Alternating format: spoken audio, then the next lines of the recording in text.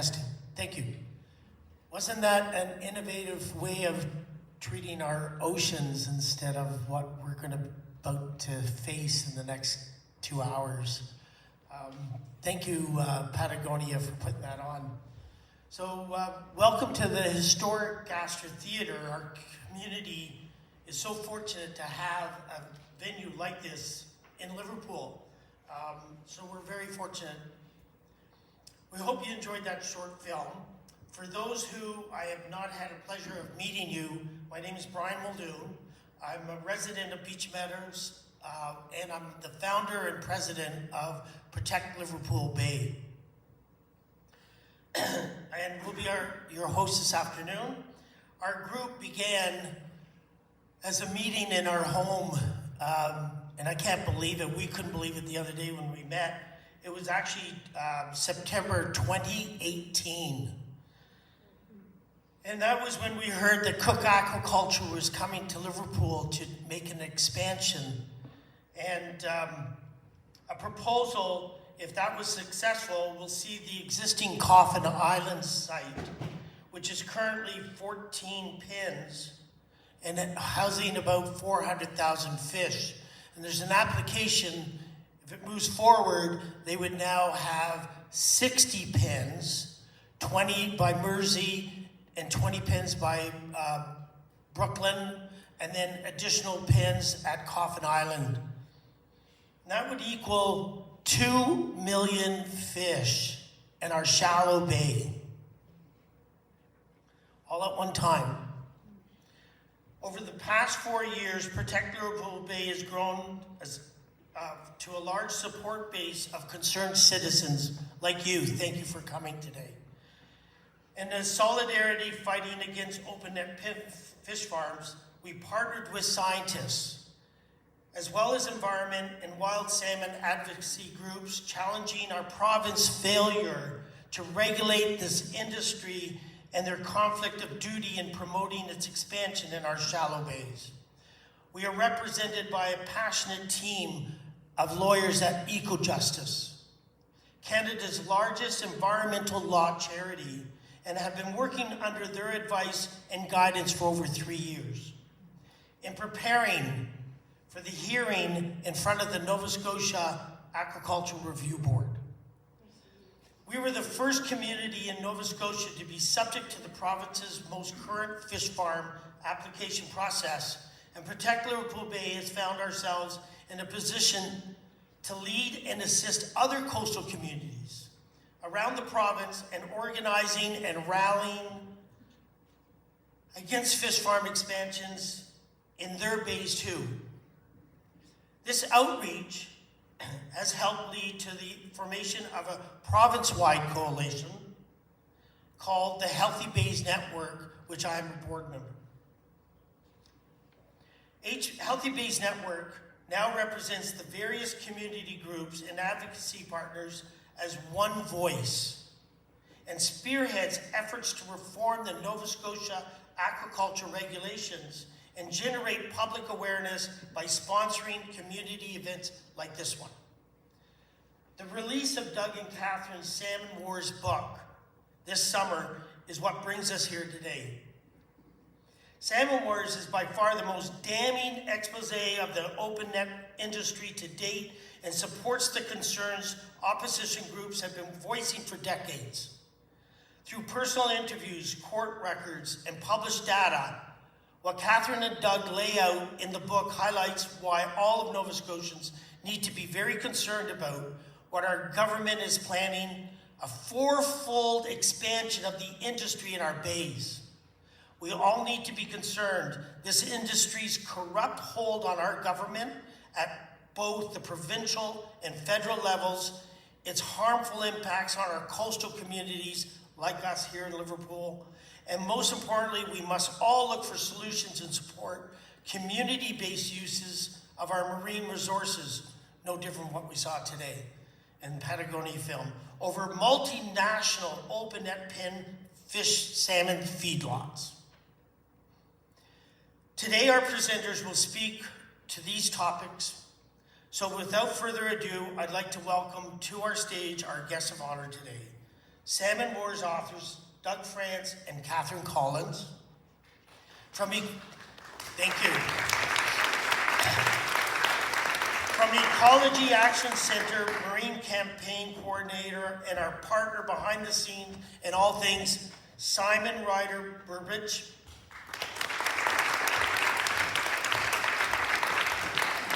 And our first presenter of the day, our keynote speaker, Dr. Tony Charles, Senior Research Fellow in Environment and Sustainability at St. Mary's University.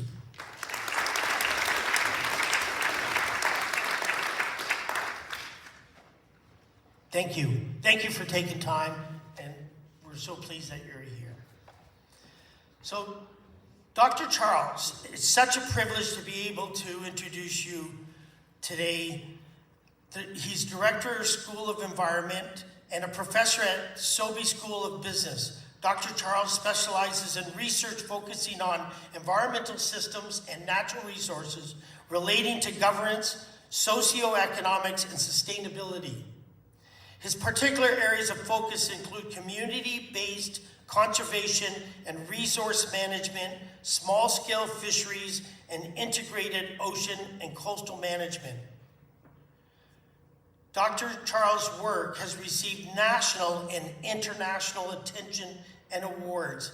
He's authored over 200 research articles, reports, books, including the most recent book, Communities, Conservation, and Livelihoods. And that link is on our website, and you can read the book for free. Thank you, Dr. Charles, for being here, and you can present.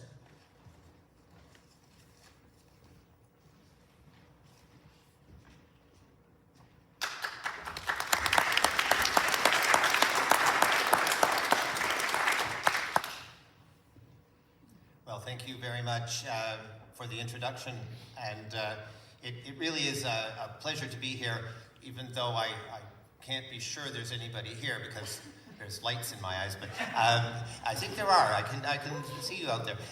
So yes, it really is a great pleasure, and even though I guess I'm going to start at this point, I'm especially keen to hear our Salmon Wars authors, Doug and Catherine, coming very soon afterwards. For me, that's the pleasure here, and I must say also being in this theater, you know, as was pointed out, this is a real gem, and I'm not going to say, you know, coming to Liverpool was only to be in this theater, but it is a very nice added attraction, and you know, for a community, for a human community to have a theater like this is not just an accident. Having a healthy environment for a community is not just an accident. Having a healthy economy, a sustainable economy, is not just an accident. I mean, these things take people coming together and making it happen. And so that's what we're here for today, is for people, us, to come together and taking action, making something happen. That was an inspiring film that we just saw, and one that talks about doing things in a different way, doing things in a better way. I'd like to build on that a little bit in my comments today, and I should note that I'm not going to talk about fish farming. I was asked to look at sort of a bigger picture that has to do with communities, fisheries, and healthy ecosystems. So that's going to be my theme along the lines of that book that was just mentioned. Thanks for putting it on the website. Publicity is very nice. So I'm going to leave the fish farm details to our coming speakers, and they know that much better than I. But I'm going to talk about keeping our coasts and our communities healthy and prosperous. So that's my theme, and to start, I'd like to focus on something you all know: the coast. Coastal areas are amazing places. I'm passionate about the coasts of the world, especially coastal communities here in Nova Scotia, but I've had the privilege of working in many different parts of the world and bringing together people that are engaged in coastal communities in many parts of the world. So I guess I've come to be known in terms of research circles as somebody that does that. Oh, I should add, by the way, there's a bunch of photos behind me that have nothing to do with my talk, except that I like these pictures. They do have something to do. They're about coasts and coastal communities and fisheries of the maritime provinces.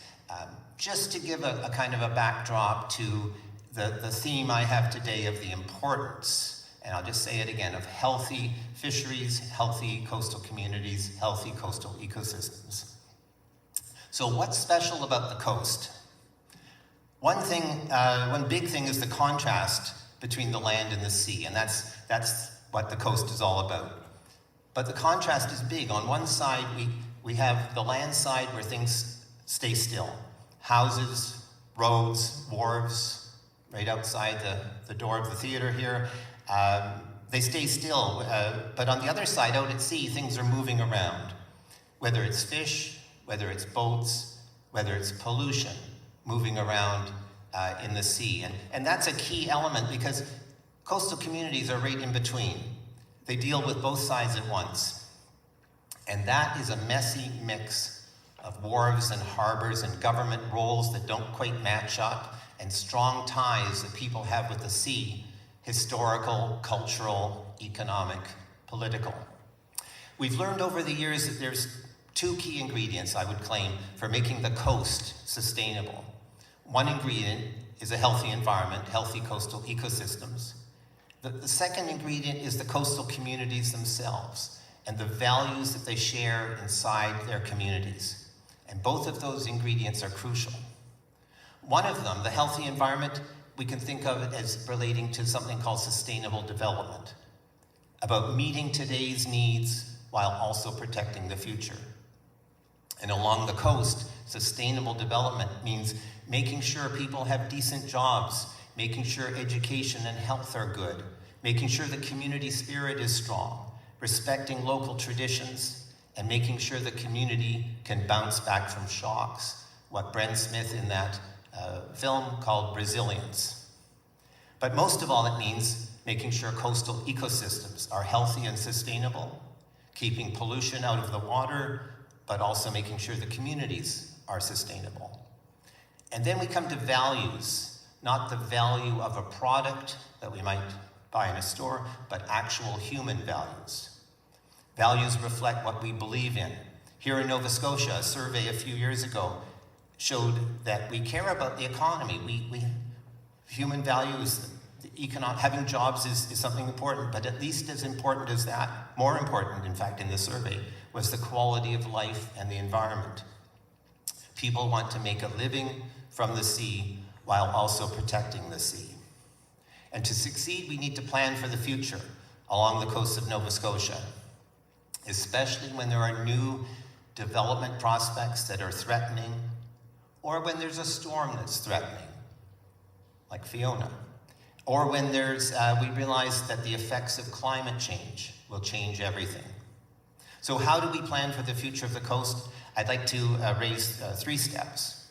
First, sustainability is more likely when the people and communities are involved in making the decisions, when communities become more equal partners in decision-making.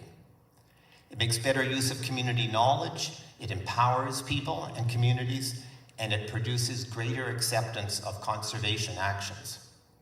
Second, coastal communities need a stronger role in building coastal economies. Glanville Travis, a fisher from the Upper Bay of Fundy, put it nicely. He said, "We need a system where we can develop local markets and keep the money working for the community. To do that, we need to manage our resources at the community level." Community-based management, as was pointed out earlier. Third, government needs to have policies that help to build community strength. So government needs to support community-focused values that show what people care about, a community-focused vision toward the future, and community participation. And that community-focused approach fits well with the traditional approach of Mi'kmaq First Nations here in Nova Scotia, reflecting the link of humans and the natural world. So those 3 steps towards healthier coasts also apply to fisheries, and I'd like to turn to a focus on fisheries for a moment. The importance of sustainability in fisheries is well known. In fact, hundreds of years, one might say thousands of years, people have known about the risk of ruining a fishery by taking too much. And usually they know that from experience, sometimes bitter experience. In modern times, we call that a science of sustainability. But sadly, sustainability is not easy. But I want to say a word about fisheries. There was mention before about, in fact, in the film, about the cod fishery collapse 30 years ago off the coast of Nova Scotia and, of course, Newfoundland, Labrador, all through the Maritimes.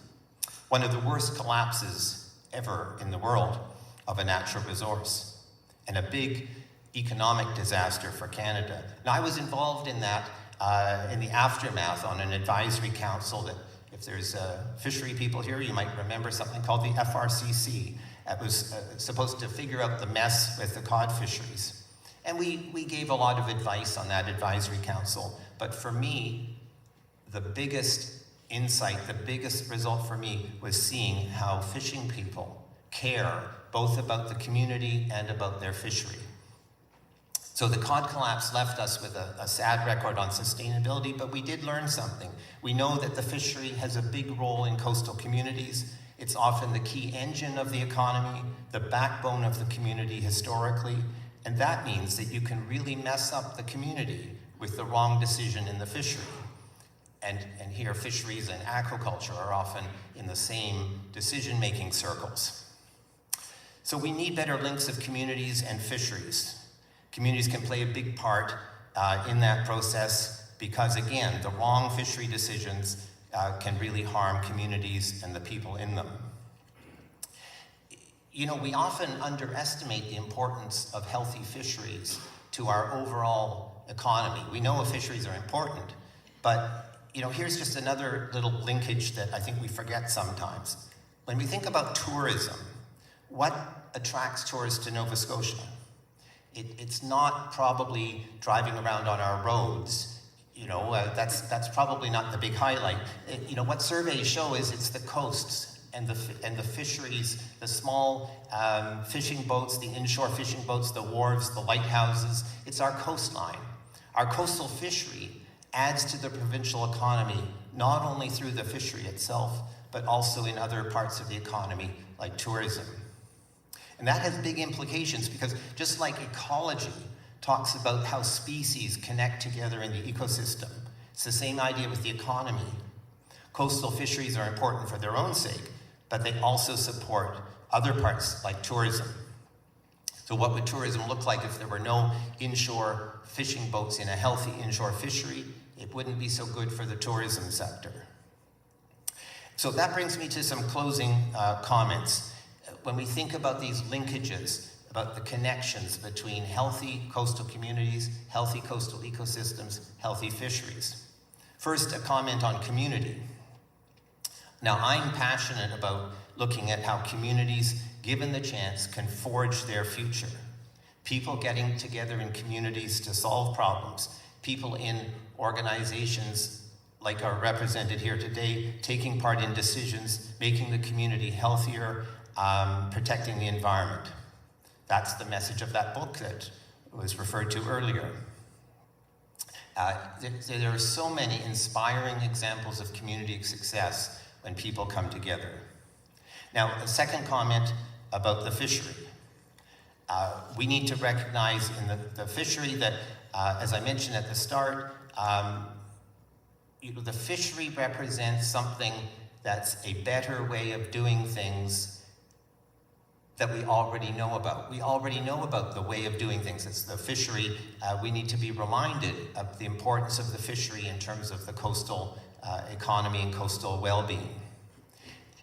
The film that we just saw referred at one point to that idea of the canary in the coal mine. Well, I would argue that a healthy coastal fishery is like the canary in the coal mine when it comes to the environment. Healthy environment, healthy coastal fisheries actually go together. You know, many fishery people that I work with point out that they kill fish. Fishing people kill fish. I mean, that's the reality. But done properly, that is a very sustainable activity with care, the care that comes with being in a community, knowing that you're reliant on the fishery, taking care of the fishery. That's a sustainable practice, and we have to embrace that. Then that brings a third comment about a message for governments. First of all, when governments make decisions about the economy, they need to think about how communities are affected, because you can mess up the community with the wrong decisions. But second, the community needs to be actively involved in economic decisions and fishery decisions. And then, when we think about the provincial and federal governments here in Canada, there's a long way to go on that front. Support for community initiatives has been tiny compared to support for big industry. And that's a reality. It's not, it's simply fact, I think, when you look at it. So, we can ask, what would the world look like if we flipped that around? If we had more of those community-based approaches that were referred to earlier? What if government was less top-down and more focused on working with communities to build local economies? So finally, the final comment has to do with the crucial nature of bringing together healthy oceans, healthy fisheries, healthy communities. So we need a vision that incorporates that into economic discussion, that takes values into account, and that encourages local decision-making that keeps the environment healthy. So when governments have that vision to move forward with local communities, with the healthy ecosystems in mind, then we get a vision for the future that pushes in the right direction. So with that, I'll close. Thank you for your attention, and look forward to some discussion later on. Thank you.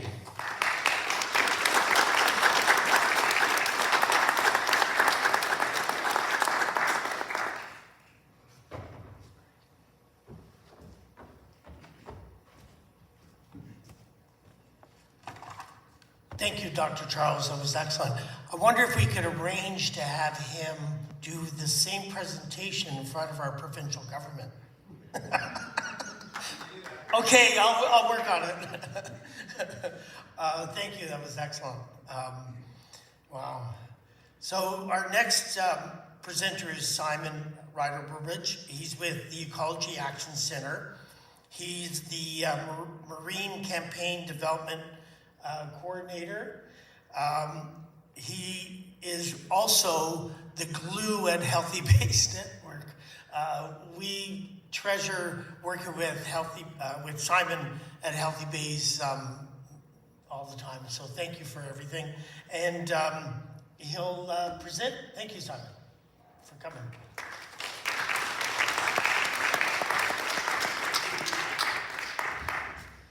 Thanks very much, Brian, and thanks to everyone here for coming out. I've been here before. Show of hands, who was here in early 2020 when CERMAC Canada was in town, when we did a very similar presentation of this kind? Okay, about half. So our lives have moved on, things have changed, people have gotten married, kids have been had. Here we are. We're doing the same thing again. We're having the same problem that we were having before. The name of the company has changed, not here in Liverpool, but across the rest of the province. I'm going to bring you today kind of an update on the provincial situation surrounding fish farming at the moment. For folks who are not as familiar with the topic, some of this might be new. For those of you who were here in 2020, I'm sure you'll know many of these details, but this is kind of like where we're at today, both at the national level and then in a bit more detail in Nova Scotia. You're going to hear a lot about the dirty details of fish farming from Doug and Catherine, who take kind of a global look at the industry to date, which is really, really great. And I'm very happy that Dr. Charles was able to join us here today as well to provide the kind of bigger picture. I thought that was a wonderful encapsulation of where we'd like to move, the direction that we'd like to go, both at a broader scale in coastal communities and also with aquaculture development specifically. Green Wave is providing a great model for the alternatives, the things that we could be doing if our province wasn't so determined to double down on the expansion of an industry that we see as being on the way out the door in net pen fish farming. So just to get right into it, when we were here in 2020, we brought some of our friends and colleagues from BC to talk about what is going on out west. And the picture remains fairly similar today. We've still got on the books a commitment from the federal government to move open net pen fish farming out of the water in BC. And that's a commitment that came out of a 2019 election campaign promise. We're seeing some movement from the federal government now arguably trying to wiggle out of some of this. We have no plans to let that happen, and I know our colleagues out west have no plans to let them get away from that promise that they made. And then we expect the same out here on the East Coast, where we see a lot of the same problems tied to fish farming, and where we need the same solution, moving net pens out of the marine environment where they're causing huge environmental and social problems, and onto land where we can mitigate almost all of them. So this is the situation. Moving out of the water out west, and here in Nova Scotia, if we can go to the next slide, as Brian mentioned, we have plans to quadruple open net pen salmon farming in our province, and the 2 million fish that whose new home would be here in Liverpool, should these plans come to fruition, will make up a huge component of that total. So today in Nova Scotia, we farm about 20 million pounds of farmed salmon per year, and we're looking at moving that up to about 60 million pounds if plans in Liverpool Bay and St. Mary's Bay, where we've got a new company called Hagland Gruppen from Norway entering the scene, are all seen through. So we'd be up to 80 million pounds of farmed fish. To the next. What does 80 million pounds of farmed fish look like? I have no idea, and I don't think this slide really helps very much. 5,300 large male elephants, for anyone who's ever seen thousands of elephants. 14 million Pomeranians. These are average size Pomeranians. So if you have a really big Pomeranian, it's not quite so many. Or 1.6 million beavers, and we'll come back to beavers in a little bit. That's not including the weight of the carrot and the lettuce. So it's a lot of fish. It's 2 million here in Liverpool. That accounts for somewhere in the neighborhood of a quarter of the total here. So the burden of this huge development is here in Liverpool, and we'll talk more about that. To the next. Right, so those of you who are here in 2020 will also be aware of a lot of these problems, so I won't go into a lot of detail because I think this crowd's fairly well educated on these points so far. But the damage that we know is done at fish farming sites, basically everywhere they exist in the world are here, and you'll hear a bit about this from Doug and Catherine as well. A few gruesome photos for you, though. We can't move on without gruesome photos. Sea lice in the top left here. Blood and mucus-sucking sea lice that attach themselves to both farmed and wild salmon and, slowly kill them. It's a good topic for spooky season. Halloween is upon us, and this is actually a pretty decent time to be presenting this particular part of salmon farming. We have disease on the bottom left here. This is a salmon that had ISA. It was caught in a New Brunswick river, escaped from a salmon farm in New Brunswick. We have mass mortality events on the right. Photograph of a die-off, and the large Newfoundland die-off in 2019, where more than 2 million fish died on the bottom. Somebody went out there and captured a photo of the sludge water that was produced after that incident. And then others we won't go into too much detail. Escapes, where we have farmed and wild salmon interbreeding at the expense of the wild populations and their ability to thrive in the environment that they're made for. And of course, waste buildup. We've got tons of feed and tons of feces essentially entering the marine environment with this technology. And loss of fishing grounds, and we'll talk a bit more about that on the next slide. Right, so first of all, these are the sea lice numbers in New Brunswick. So when we're talking about expansion of salmon farming, we're talking about the increase of all of those impacts on the previous slide. And these are some numbers that we have from 2020 in a part of New Brunswick where there are a lot more salmon farms than we now have in Nova Scotia. We've seen in certain times of year up to 40 adult female sea lice on a single fish, on every single fish at a particular fish farming site. So again, we're talking about hundreds of thousands of fish, anywhere from say 400,000 to 900,000 fish at a single site. And so if you think about 40 adult female sea lice per fish, that's math that's outside of my, it blows my brain to bits thinking about how many sea lice that is, but it's a lot. And we know from some of the work that's been done in New Brunswick that those sea lice can travel anywhere from 10 to 30 kilometers from their original source, which basically puts any wild salmon in that territory at risk as they travel through their migratory routes. And we'll see that here as well with the expansion of fish farms in Liverpool Bay for all of the endangered wild salmon that we have left here on the South Shore and frankly all the way around the mainland. So that's a huge problem, and we've seen the industry tell us for years that sea lice aren't a problem in Nova Scotia. They were forced to admit that sea lice in fact were a problem last year in the Annapolis Basin. When they had to disclose the information in front of the Aquaculture Review Board that they were having 2 major sea lice outbreaks at both their sites in the Annapolis Basin that took well over a month to clean up and were treated in multiple ways, which you'll hear a bit more about. On to the next, please. Just another example of the kind of thing that industry tells us and versus the reality of the situation. We have President of Public Relations, Joel Richardson, who some of you in this room know, who has said in Atlantic Business Magazine before that 98% of their sea lice treatments are now, quote, eco-friendly. So that word means a lot of things to a lot of people. We have seen that they are still using chemical sea lice treatments, so hydrogen peroxide and something called Samasan, which is a chemical poison, basically an insecticide. In 22.7% of their treatments to this day. So, you'll hear more about this from Doug and Catherine as well, the kind of thing that the industry does not want you to know. Unfortunately, we have to fight this kind of messaging all the time. To the next. Yes, so commercial fishing grounds.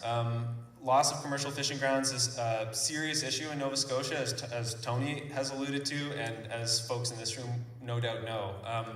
The expansion of salmon farming means a de facto privatization of public waters. And these public waters are places where people have fished for years. And in New Brunswick, we have a pretty good example of some places where salmon farming the government's really doubled down on salmon farming, the industry's doubled down on salmon farming. And you can see the areas where these green squares exist, these are all salmon farms. You're talking about a complete and fundamental change of existing communities and of local waters. Basically going from places that were fundamentally oriented towards fishing to places that are fundamentally oriented towards industrial salmon farming. To the next. What happens on these commercial fishing grounds? This is some more bad news from a study that came out of the University of New Brunswick in 2012. This was a survey basically of commercial fishers in the area, southwest New Brunswick, in particular Passamaquoddy Bay, for those of you who know that region. They were asked about a series of species that are commercially fished in that spot and what happened to them after salmon farms came into those bays. And you've got where it's like dead zones, mold, mildew, a whitish colored bottom with little life, which we know is what happens when you get that waste and nutrient buildup underneath salmon farms. Foul odors, sewage, rotten fish, discolored plumes, scallops with thin shells and mildewed meats, discolored and unmarketable sea urchin, and then dead shrimp and crab populations near sea lice treatment operations. And then for those of you who know Inka Milewski's work as well, she has done some independent work on the impact of open net pens on lobster catch rates, and has found that when salmon farms are feeding salmon, when salmon are in place, you'll see almost a 50% drop in lobster catch rates versus when there's no salmon in those pens. So that's the independent science that we have. You'll hear industry dispute this science with work that's been done and paid for in many cases by the industry itself. But those are the numbers when you look to the independent work that's been done in this in the Maritimes. To the next. This is John McDowell in Bayswater. One impact that's sort of becoming more clear as he and his team down at Bayswater Beach have done their work. We've seen some serious degradation on Bayswater Beach, and of course there's beach meadows and there are other beaches in this region as well. It remains to be seen the extent to which the fish farm at Bayswater Beach is causing the kind of black sludge and the black sediment that's appearing down at Bayswater. We know from locals that this was not a problem before the fish farm was expanded in 2018. And John has done a bunch of work through the Healthy Bays Network trying to track down the source of this pollution, to a lot of resistance from the province, including apparently the Environment Department, who told him that there was a good chance these impacts were caused by a combination of seaweed and beavers. Nobody is too sure how beavers got implicated here, but if there were any down at Bayswater, I would have seen them because I've been looking. To the next. Thank you very much. Yeah, again, folks in this room, you heard this in 2020, the future is on land. That was then. Things have progressed incredibly fast since 2020 on the land-based fish farming front. We've got 2 successful companies in Nova Scotia now for any fish net pen industry reps who will tell you that this can't be done, that this isn't economical, and that it can't be scaled. Go tell that to Sustainable Blue and Cap D'Or, who are both doing quite well, although they're still small. Thank you very much. We're up to 88 companies globally, 2.2 million tons of land-based salmon now planned, which is almost the size of the entire open net pen salmon farming market today. Quickly decreasing costs, vastly improving technology, a lot more control at these land-based sites so that they're not seeing the same kind of incidents that we see all the time at open net pens so often. And $2 billion in anticipated market cap by 2028, and that's a conservative figure. There are larger estimates out there, and these numbers are already getting a little bit old as they're from mid-2021. They're constantly going up. To the next. And then again, to Tony's point, communities have said no to salmon farming in Nova Scotia over and over again, and the history of conflict on this topic is much longer than 2020 to now. We've seen, there are folks in this room and folks across the province who have been saying this to government for well over 15 years at this point. And I think one thing that's often not captured is the impact that has on communities, on people's day-to-day lives, on Brian and Stan's time, constantly having to organize on this issue and constantly having to take the government to task when they're well aware that the community has even gone so far as to literally vote no at the municipal level on this topic. And so I put this slide up in particular just to recognize that there are other places out there who have made the same vote, and Liverpool is not alone in that, and we need our leaders to recognize that this is an issue that will affect them politically, and I hope that at this point, our MLAs are starting to get that sense. To the next. Some other positivity. We have seen some progress. It's not like nothing has happened at all. We have had some successes. We need a bigger push. We need a bigger push to get this thing over the finish line. In particular, I want to highlight the Progressive Conservative election commitments. We saw in their election campaign platform a commitment to consulting Nova Scotians about a cap on new fish farming licenses.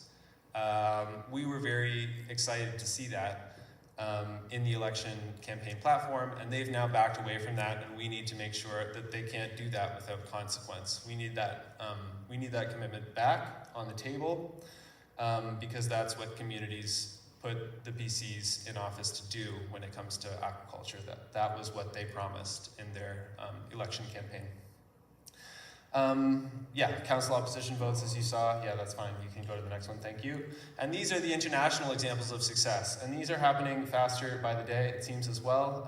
Most recently, a Norway resource rent tax, where Norway is now charging open net pen salmon farmers 40% for any sort of, or they're proposed, this is a proposal, I should be clear about that, so it does need to go through government still. Tierra del Fuego in Argentina, the major salmon farming region in Argentina, has put a state ban in place. You've got a non-native ban in Washington State, which we'll hear a little bit about today.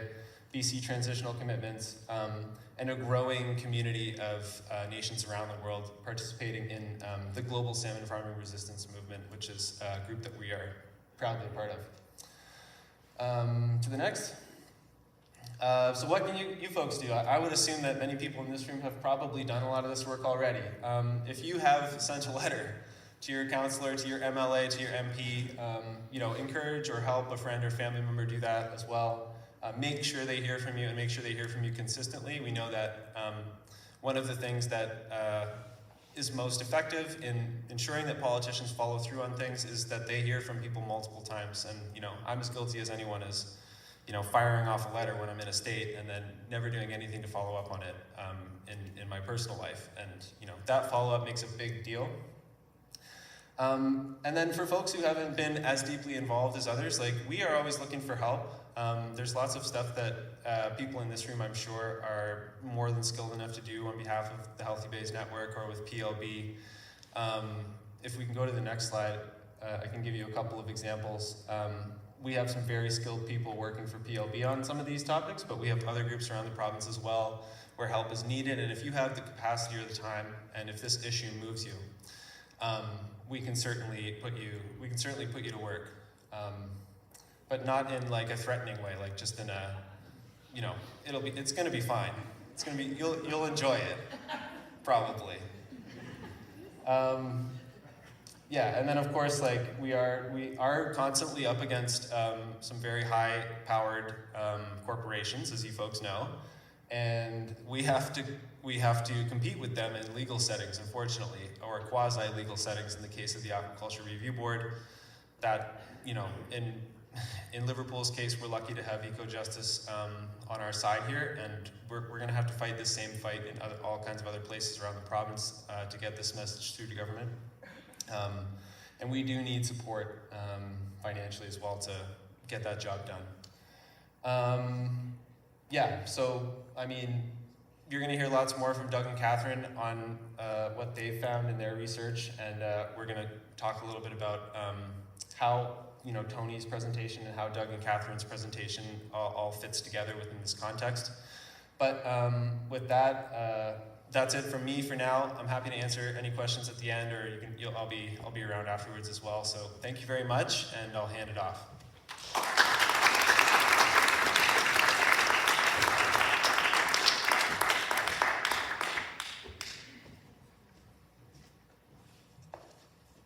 We can always count on Simon to give us all the knowledge we need on fish farms. So thank you for that. Much appreciated. Oh yeah, that's right. Until. So it's with great pleasure that we introduce to you our investigative journalists, Doug France and Catherine Collins. This couple's experience into investigative research and reporting is extensive. Following Doug's 37-year career as a reporter, including sharing a Pulitzer Prize at New York Times, he was chief investigator for the U.S. Senate Foreign Relations Committee, assistant secretary of state in the Obama administration, and deputy secretary general of the Organization for Economic Cooperation and Development.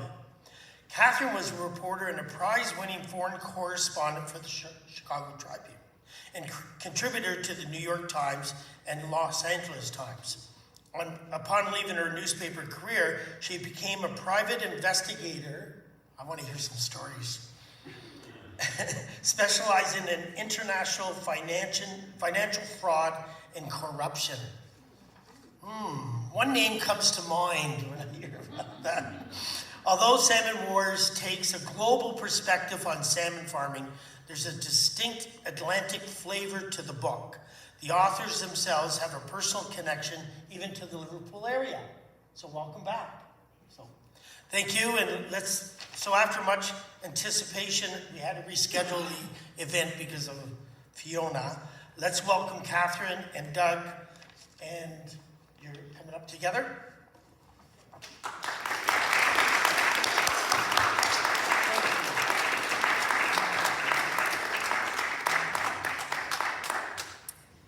Oh, there you are. I'm here. Don't go I'm too far. behind you as always. Thank you, Brian. Thank you. And Simon and Tony. Terrific. I can't see a thing. Gosh. Okay, so hello, Liverpool. We were here in 2020, and it's really great to be back. And I know there's a rumor going around that there are 2 Americans wandering Nova Scotia trying to incite a Canadian salmon war. It's only a tiny bit right. For the record, I was born in Cape Breton, and 5 years ago, the true Nova Scotia, right? 5 years ago, Doug and I came back home to the South Shore. Not that there's anything wrong with being an American. You're welcome. And it's really good to see I can't see you now, of course, some old neighbors here too, and new neighbors. We have a special attachment to the Liverpool area because this is where my parents retired 30 years ago, specifically to Eagle Head, just up the road. And this is where our children spent all their summer holidays. It was a geographic constant as their parents moved around the world for our jobs as journalists. Becky and Nick liked to hunt periwinkles on the beach, and they'd bring them home with a bucket full, and we'd make them eat them. Becky spent an entire summer trying to convince us that her sand dollars were quite a deal for a quarter, which she wanted to spend across the street at the dollar store after it opened. But this is, more importantly, where we also saw our very first open net pen salmon farm. My dad was an avid angler, and although he hated fishing as a kid, he always called it drowning worms. He fell in love with fly fishing as an adult in the 60s and 70s, and he went fly fishing mostly in Anacostia Island, which is in the Bay of St. Lawrence, you probably know that, and the Margaree and the Miramichi. And I remember him coming home with his catch every time he went, and he'd plunk a bottle of wine down on the counter, and Mom would turn up the music, and we all had jobs. My job was to weigh and label the salmon before it went in the deep freeze. And this is what we ate for all our special meals, wild-caught Atlantic salmon. No more. Our kids never knew that pleasure, sadly. So as the stocks of wild salmon were declining, as they had been for decades, Dad decided that for him, he would no longer fly fish at all. He wouldn't even catch and release. And at first, when the salmon farm went in near Coffin Island, he was intrigued because he thought perhaps this would take some of the pressure off the wild stocks of Atlantic salmon. And many people thought this would be the case, that these could actually help. In fact, he went out on the water a couple years later with a friend with a glass bottom in his boat, and they looked at the seabed below, and they could see, obviously, this was not the answer. So salmon farms have been in the back of our minds since Mom and Dad first retired back here. And then in January of 2020, a friend of ours invited us to go to Mahone Bay, just up the road from us, to listen to a presentation about the potential that Cermak would be moving to Nova Scotia with 20 different salmon farms. And there we listened to local people, environmentalists, fishers, academics, lawyers, all, a wide assortment of people. And then we came down here too and listened to another presentation. And it seemed obvious to us at the time that this is an issue that is both global and local and has implications for both. It's also a story that's just full of good guys and bad guys, great scenes and strong narratives. So we decided to do what we do, which is to dig into this more. And the result is, of course, this book. Here you go. It's done. Thank you. I am the American. I'm sorry. We are, first, thank you all for coming. It's really nice to semi-see you. and thanks to Simon and Tony, and of course to Brian. We are, as Brian said, investigators. We've been both journalistic investigators and government and private sector investigators. And we applied those skills learned over a combined total of 80 years, most of those years being mine as investigators, to this book. And when we started by reading all of the academic journals we could find and all of the mainstream press and the captive industry press. That gave us a foundation from which to start. We identified some issues. We identified a lot of people we wanted to talk to. And among the first people we wanted to talk to, of course, were the industry representatives, the big companies like Cook, Cermak, and Maui. Maui produces 1/5 of the world's farmed Atlantic salmon out of Norway, although they have operations here in Canada as well, of course. Unfortunately for us, and I think for them, the industry refused to talk to us. They wouldn't answer written questions. They wouldn't allow anyone to be interviewed. And as our research went on, we found out why, and Catherine will explain that to you a little later in our talk. But we did find, as we searched, a cast of colorful characters who are committed and passionate to this idea that we need to get salmon farms out of the water and onto the land, or at least, period, out of the water. They were wonderful people spread all across the world. There's Alexandra Morton, who's been out to this province before, who is a committed marine biologist in British Columbia, whose actions have, I think, in the end may save British Columbia's coastline from the scourge of open net Atlantic salmon farms. There was Kurt Beardsley, who runs an operation in Seattle, Washington called the Wild Fish Conservancy. And Kurt started a campaign in Washington state to get open net Atlantic salmon farms out of the water there, and I'll tell you a little bit more and a little later about how that turned out. There was Joachim Drew, who's a Mi'kmaq from Newfoundland, who became a diver on many of the salmon farms in Newfoundland until he couldn't take it anymore. He couldn't stand what he saw below the sea. So we used those colorful characters to tell a story surrounded by facts, real facts, not fake facts like you sometimes get in advertising for this industry. And we use that information to tell a story. And we hope it's both local and global, as Catherine said, because we can clean up salmon farms in some places, but the ultimate goal has to be stopping them in every place. And now Catherine is going to tell you some of the things that we found that the industry certainly doesn't want you to know.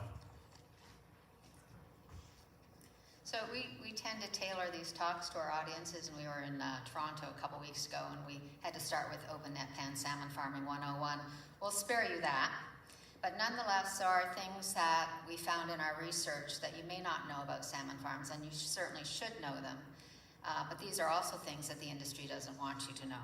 First, there's the waste. Studies have shown that even a small farm, one with, containing more than 200,000 fish, that's much smaller than what you have right here, a farm that size will produce fecal matter roughly the equivalent of a town of 65,000 people. Unlike a town, however, an open net pan salmon farm does not treat its waste. Instead, it drops its waste directly onto the seabed below, robbing the marine life of oxygen and driving away lobsters. Liverpool is facing an expansion of its current open net pan salmon farms and may have as many as 2 million fish in the water. You can do the math and figure out what that's. Pardon? Tell them what the photo is. Oh, I'm sorry. That is a photo I'm sorry, you're going to have to keep doing that, at Port Mouton. This is where Inka Milewski did so much of her work, and Kathy Brush and her husband, divers, dove down to the site, to the farm there, and stuck this yardstick in there, and it's 32 inches into the muck below that particular salmon farm. This is one of the areas in which the industry, by the way, has attacked us, saying that we made the photo up. We talked to Kathy, she did take it, it was a salmon farm, and there it is. Okay, the other thing the industry doesn't want you to know is about mortality rates. Worldwide, year after year, salmon die at a rate of 15 to 20%. That's every single year. Fish die from viruses, warming ocean temperatures, and a parasite called sea lice that Simon showed you, fortunately not while you were eating. Factory chicken and cattle raised on industrial farms die at a rate of 5 and 3% in comparison. In 2019, however, the situation was far worse here in the Maritimes. In Newfoundland, in a single die-off, Maui, the largest salmon farmer in the world out of Norway, Maui lost 2.6 million fish in August and beginning of September at 10 farms off the south coast of Newfoundland. The years since have seen very little improvement. In 2019, they lost more than half their fish. Half the fish they had planned to harvest were gone. And the next 2 years, they lost almost 50%. So they're losing as many fish as they harvest. Oh.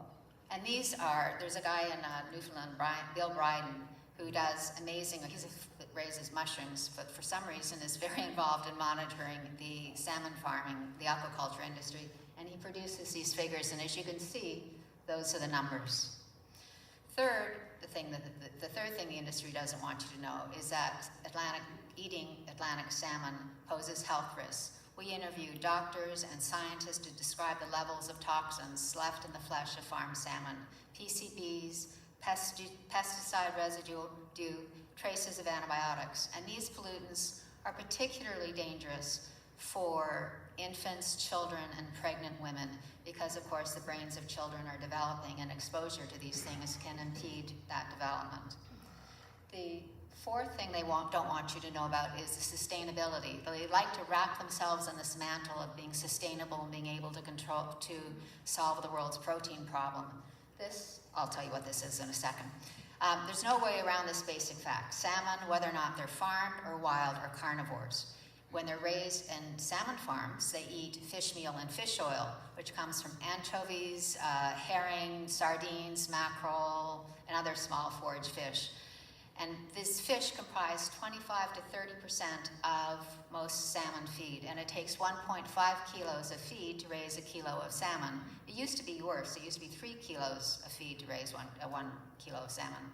Fully a quarter of the fish in the world are fully a quarter of the fish harvested from the world's oceans winds up in feed for aquaculture or for pets.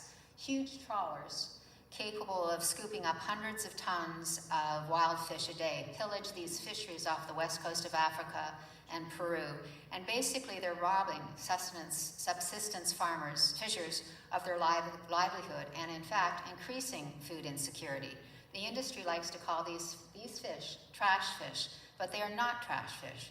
These are fish that human beings would normally eat. According to the UN's Food and Agriculture Organization, 1 billion people worldwide do not get enough protein in their diets. The aquaculture industry says it's here to solve that problem. In fact, it's doing the opposite. And the last thing I'm going to bring up is job creation. The industry's claim that it generates jobs just doesn't hold water. According to Nova Scotia's provincial numbers, despite a 10-fold increase in finfish production since 1995, the number of jobs has declined. In 1995, 311 people were employed by the industry.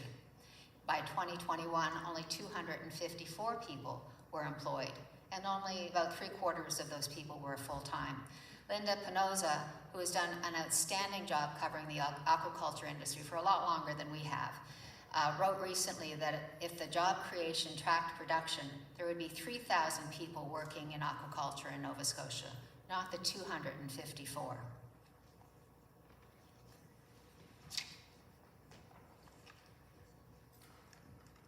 People are held responsible for our individual actions.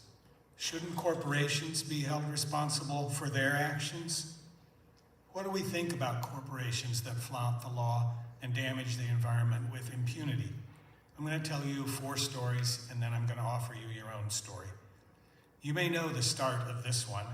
In April 2013, Cook Aquaculture subsidiary Kelly Cove Salmon pleaded guilty to 2 criminal charges of violating the Federal Fisheries Act for using a banned neurotoxin to combat sea lice at 15 of the company's farms in the Bay of Fundy. The company paid a $500,000 fine, one of the largest environmental fines in Canadian history. In exchange for the plea, 19 criminal charges against Glenn Cook and 2 of his executives filed a year earlier were dropped. These proceedings took place in a courtroom in St. Stephen, New Brunswick, without the press or public there, and the details of the criminal investigation that led to this guilty plea were contained in documents that were sealed as part of the plea agreement. Well, like below the waterline of a salmon farm, the ugly part of that story was hidden from view until we found several hundred pages of those sealed documents. Those records contain the details of Environment Canada's 2-year criminal investigation of Cook Aquaculture's use of cypermethrin, a pesticide banned for marine use in Canada. The story started with a man named Brian Green, who was then in his 50th year as a lobster fisher in the Bay of Fundy. He and his son Derek went out one December morning in their boat to go to their lobster car, where they had a month's worth of lobsters stored, and they were getting ready to take them to the wholesaler. That year had been a tough year.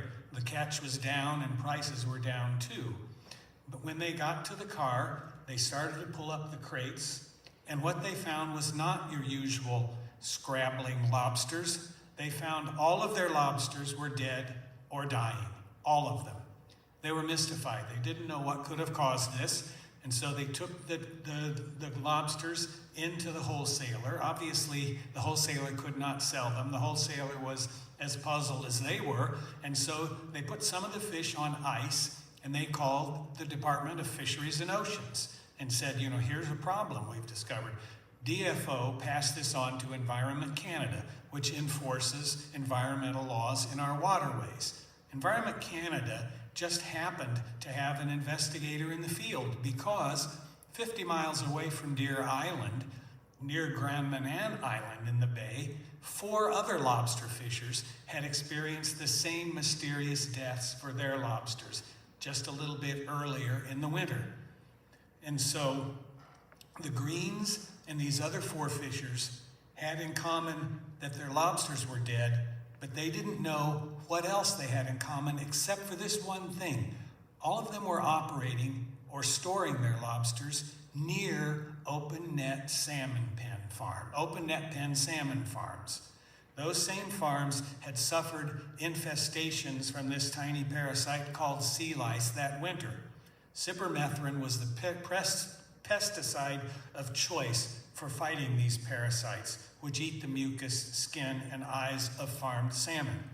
The reason cypermethrin is banned for marine use in Canada is because even a tiny amount kills lobsters, krill, crabs, and other marine life.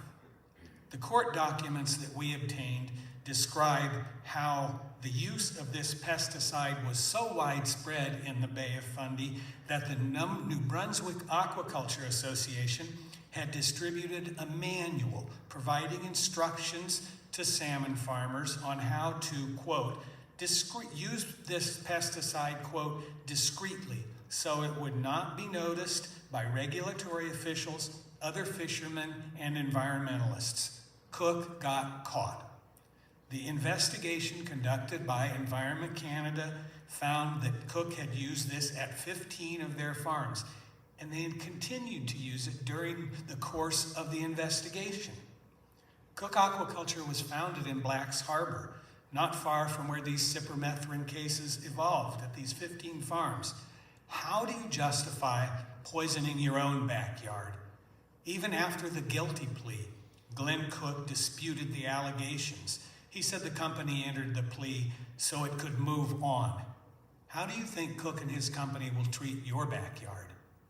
The next story occurred in Puget Sound in August of 2017. An entire open net salmon farm owned by Cook Aquaculture collapsed in Puget Sound. More than 250,000 alien Atlantic salmon were released into the waters that are native to Pacific salmon, which are also on an endangered list. Cook Aquaculture blamed this disaster on tides related to a solar eclipse that occurred 2 days after the farm collapsed. The company initially claimed under 4,000 fish had escaped. Scientists quickly disputed the solar eclipse theory, pointing out that tides in the area were within the normal range and that Cook's farm was in a sheltered cove. Then investigators from three Washington state agencies opened an inquiry into the collapse. These investigators concluded very quickly that the farm broke apart because Cook had been negligent in its maintenance. The nets had not been cleaned in weeks, so they were fouled with mussels, seaweed, and other marine organisms.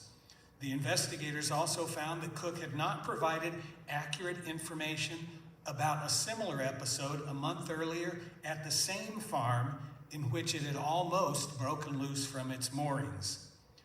The company was fined $332,000 and its leases for 3 salmon farms around Cypress Island and Puget Sound were canceled. But the response did not stop there.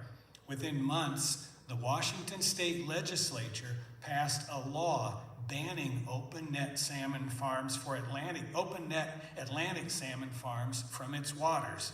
Kurt Beardsley's Wild Fish Conservancy had been instrumental in persuading the legislature to do that. They gathered about 100,000 signatures, which is just a very strong voice. And you need to think about how you can get a coordinated, strong voice. But Kurt didn't stop there.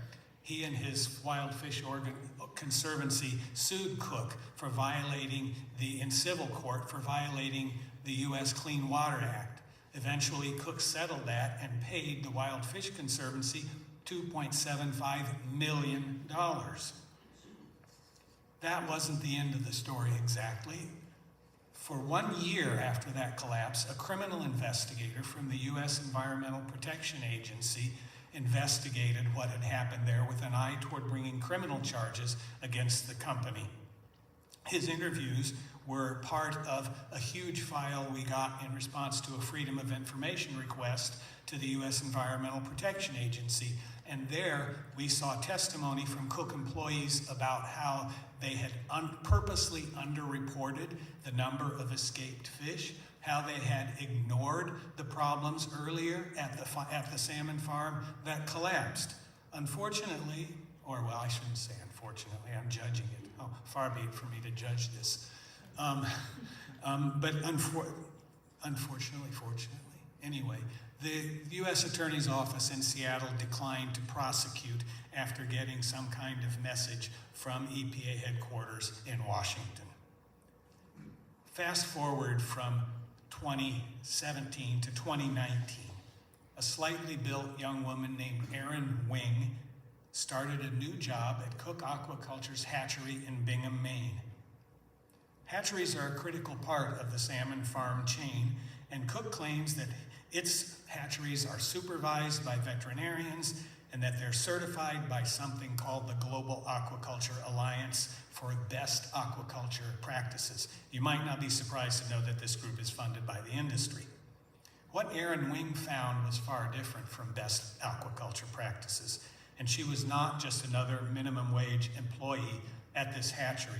She was working undercover for an animal rights organization called Animal Outlook. For 4 months, Erin taped what she saw at the hatchery with the hidden camera. What she found was nothing short of horrific. Young salmon tossed into empty barrels to suffocate. Fish stomped to death and slammed into posts if they exhibited deformities. One of the workers taped said, "Sorry guys," as he cleared clumps of fungus from a filthy tank filled with young salmon. In October 2019, Animal Outlook posted a 5-minute clip of Wing's video on YouTube. You can still find it, and if you've got the stomach, I advise you to take a look just to see what happened here. The organization, Animal Outlook, complained to the state of Michigan. They investigated, and they blamed the workers, not the company. No consequences for Cook. The workers were blamed, And the Global Aquaculture Alliance took no action to remove Cook's certification for best aquaculture practices. Move forward 2 more years. August 29, go down the coast to Bar Harbor, Maine. More than 100,000 salmon died at 2 Cook open net salmon farms just off the coast from Bar Harbor. Internal emails that we obtained from the Maine government showed that Cook waited 11 days to report these deaths to regulators. When the company finally disclosed these die-offs, it blamed them on, quote, uncommonly low oxygen levels in the cages, but offered no further explanation. During those 11 days between when the deaths occurred and when they reported them to the state government, the net pens at these 2 farms were cleaned. So when state investigators finally arrived, they had no opportunity to investigate and determine what might have been the cause. We do know that fouled nets, as you saw in a picture a little bit ago, that fouled nets reduce the flow of oxygenated water into salmon pens. It's also likely that warm August temperatures reduced oxygen content in the seawater, creating another stressor for the fish. Still, the cause remains a mystery because Cook did not report the die-off until after cleaning the nets. The last story here is called The Next Chapter in my mind, and you can write the next chapter. Your actions can determine how Liverpool Bay story ends. There are some facts you should figure into your outcome. The DFO report released earlier this month warned that Cook's proposed expansion in Liverpool Bay would take place along existing wild salmon migration routes. That means it would put the few remaining wild salmon in this region at risk. DFO also warned that the proposed expansion threatens significant lobster breeding and fishing grounds because a 370% increase in the number of fish means more excess feed and excrement would float to the bottom and create sediment that starves these, especially the larval lobsters, and kills other species in the bay as well. Peter Stewart, a few months ago, took us from Moose Harbor, took us on a tour of the proposed sites, pointing out exactly where these new farms would drive lobster fishers out of prime areas. The DFO report said that the use of pesticides and drugs in salmon feed at Cook's farms and implied that I'm going to start over. The DFO report said the use of pesticides and drugs in salmon feed at Cook's farms and escapes of farm salmon risks would increase. But the DFO said Cook had reported no escapes since it took over the Coffin Island farm in 2010. And the DFO implied that Cook was not using chemicals at Coffin Island. That's odd because almost every other open net salmon farm in the world uses pesticides and suffers escapes, often in large numbers. But then, most jurisdictions make information about sea lice and escapes available to the public, not Nova Scotia. Perhaps we can find some lessons from the ARB hearing on Cook's expansion plans in the Annapolis Basin. Cook maintained that its Rattling Beach farm did not have escapes and said there were no sea lice in Nova Scotia. But internal Cook records produced as part of that hearing disclosed that there is a different story, a different truth. An affidavit filed in the case said that Cook admitted that it is, quote, not uncommon for their salmon to escape, unquote. Other records described instances of sea lice damage to fish at the Rattling Beach site. In one case, a Cook diver reported more than 1,000 dead salmon with signs of skin lesions and fin erosion associated with sea lice damage. Another document said that as many as 10 parasites per fish were found on salmon that had just been deposited the month before from the hatchery into those open net salmon farms. Other court records listed the use of antibiotics and pesticides at the Rattling Beach farm. You draw your own conclusions about whether you've been getting the truth here. Catherine is going to tell you how they hide some of these things. You sat down. You sat down. I know. Was I that long? Yeah. Doug left off my favorite part of the cypermethrin story, and it's that one man did pay a price for all this. It was Clyde Eldridge, who owned the pet and fertilizer store in Maine, who sold the cypermethrin, the neurotoxin, to Cook employees so they could bring it into Canada.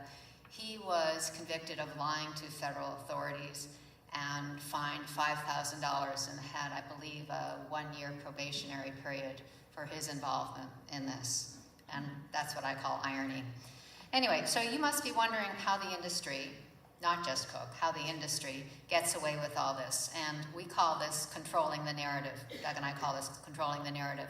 Instead of speaking with independent journalists like us, the open net pen salmon farming industry gets the word out through its slick advertising, through its captive press, and through the bought and paid for science. In a way, the manipulation of the science is the most dangerous strategy, I think, because words are one thing, we can figure out marketing, but discrediting peer-reviewed science when it comes to public health and the environment is a completely different danger. But first, we're going to start with the marketing. You may have heard of this man, this PR guy who invented the advertorial. His name was Herbert Schmertz, and he was vice president of ExxonMobil. He told his colleagues in the fossil fuel industry, your objective is to wrap yourself in all the good phrases while sticking your opponents with all the bad ones. So this should sound familiar to you. The world's largest open net pen salmon farming company, Maui, says in its annual report that its mission is to lead the blue revolution. Cook, on its own website, describes the company as environmental stewards. We have a funny story that happened a couple weeks ago. A friend of Doug's from, where are you? The New York Times read the book, and he was very excited about it, but he's a big fan of salmon. So he was looking for a salmon that he could eat responsibly and healthily. So he called or emailed you or something, and he said, I found the perfect salmon. It's called Cutler Cove Premium Salmon. It's from Maine. And we thought, that's really weird, because Cook owns every bloody salmon farm in Maine. What's Cutler Cove? This is brand new. And we went online, and yeah, it's a gorgeous website, ocean-raised salmon. And and we found a place in New York that carries it. But then we started to dig into the main corporate records, and we determined that, in fact, Cutler Cove is owned by Cook Aquaculture. So even Cook realizes that its name is a bit of a problem, so it's come up with a fancy name, Cutler Cove, and called it ocean-raised rather than fish that swims around in excess feed, fecal matter, and antibiotics. It sounds a lot more appealing, doesn't it? Anyway, so sometimes the industry gets caught. There were 2 lawsuits filed in the United States against Maui for claims that it made its duck trap smoked salmon, and they called it all natural, sustainably sourced, and from the coast of Maine. In fact, its own audits showed that it used antibiotics, pesticides, and other chemicals to treat their fish, keep them healthy, and that the fish didn't come from the coast of Maine. It came from Canada, Norway, and most troubling, from Chile. The company paid $1.3 million to settle the lawsuit, which is really no more than a rounding error for this company.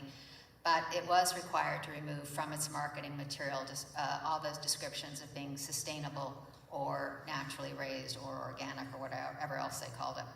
More serious, though, than this marketing sleight of hand, I think, is the industry's strategy to bury and attack the real science and the scientists, too.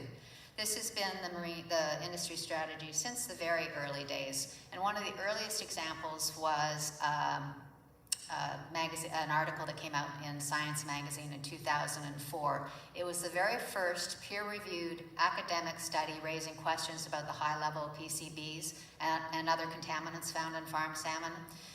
And it was pretty damning. The aquaculture industry struck back immediately. They started this Europe-wide campaign, sent out these fancy brochures to all the media outlets, and then they attacked the researchers and the magazine as having an anti-pollution agenda. You gotta wonder, who has a pro-pollution agenda these days? And then sometimes it's a matter of an individual paying the price. There was a young woman, an American woman, Claudette Bethune. She ran headlong into the aquaculture industry and paid a huge price. She fell in love with a Norwegian and moved to Norway to be with him. Her area of expertise is pharmaceuticals, so she went to work for the National Institute of Nutrition and Seafood in Norway, where she joined a team of people studying the contaminants in farm salmon. And she was supposed to advise the government's food safety agency on this. What she discovered was that there were high levels of cadmium in the farm salmon in Norway. And when she went to her supervisor, he just laughed at her and said, not true, do more work. She did more work, went back to him, he laughed at her again. She did more work, and his bosses and his bosses' bosses, they all came back and said, there is no way that we're going to say publicly that there are toxins in farm-raised salmon out of Norway. So finally, feeling like she had no other choice, she turned to the press and to fight back that way. And again, it was a terrible situation for her. They accused her of being a fifth columnist, which is a really fraud accusation in Norway, where thousands of people collaborated with Germany during its occupation of Norway. And she had a lot of problems. She lost her job, she lost her visa, and she lost the boyfriend. Good riddance, I say. There you go. You weren't talking about me? No, Okay, good. but it's boyfriend. Yeah, okay. I just wanted to make sure that was clear. Okay. We're not here to really repeat what Simon and Brian and others have told you about the need for coordinated citizen action. But I do want to just make 3 very quick points here in closing. Targeting companies can be very satisfying. It was for us in this case. But it's important to understand how your adversary operates and where their weak points may be. But your best hope for change, really your only hope for change, rests with the government. In the end, this is a political decision, and it requires political muscle. Unfortunately, governments here in the Maritimes have not done enough to restore the integrity of the oceans that have maintained us for thousands of years. Look west for hope. In British Columbia, the DFO regulates the salmon industry. That's because of a lawsuit brought by Alexandra Morton, in which the British Columbia Supreme Court decided that salmon farming was a fishery, not an agriculture farming practice like they have decided it is here in the Maritimes. In the Maritimes, because they call it agriculture, the provincial governments are allowed to regulate it. DFO regulates the fisheries, and DFO has done a pretty good job since they took over in British Columbia. They stopped what was a major expansion of salmon farms there. They've begun to claw back some of those farms, take them out of the water, and they're in the midst of a potential transition that would pull all of the open net Atlantic salmon farms out of the waters of British Columbia. I've got my fingers crossed there. I tend not to be quite so optimistic, but you can consider a lawsuit challenging the jurisdiction here, the way Alex Morton did in BC. Working with Eco Justice Matters, Alex's lawyer there was Greg McDade, who was one of the founders of Eco Justice. And finally, I ask you to be that annoying person at the seafood counter who asks, where did this salmon come from? What do you know about how it was raised? Insist on knowing what you're eating and what it ate. And thank you all very much for your attention.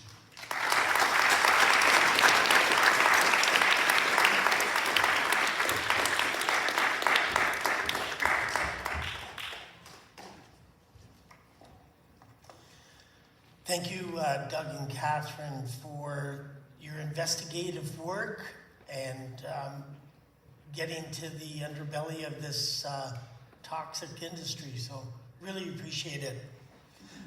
We're going to, so that concludes the presentations, but we're going to open up the floor for some comments or questions for Stan. Can you move that mic back a little bit towards the seat? Sorry. And so please come up to the mic. It won't bite. No, to the middle. To the middle. Up. He listens. So please come up, even if you have a comment. They're here to answer some questions if you have any. Any takers? Yay, thank you. I'm Fred Giffen. I've been at this for probably 15 years. And one of the things that might add to what they said here is that, I don't know whether it still happens, but they were talking about the mortality rates. And for several years, the fish farmers were being compensated for the mortalities, sort of coping and trying to consider it as agriculture. At one stage, and I don't know how long it's continued or how much more there's been, but it was up to $150 million that Cook had received from the federal government for dead fish. And another one that I might mention is that the original fines that he mentioned, $500,000 that Cook paid, and what they wound up covering up is that Glenn Cook and some of his executives were to pay $19 million and spend years in jail. That was all that was hidden, and they get paid like reach in your pocket and get a nickel, pay $500,000. So the corruption and the criminal activities are beyond comprehension. The interesting thing too about that fine is I believe it was used to fund a chair at UNB in the aquaculture department. Is that correct? No? I'm not sure about that particular point, but I can say.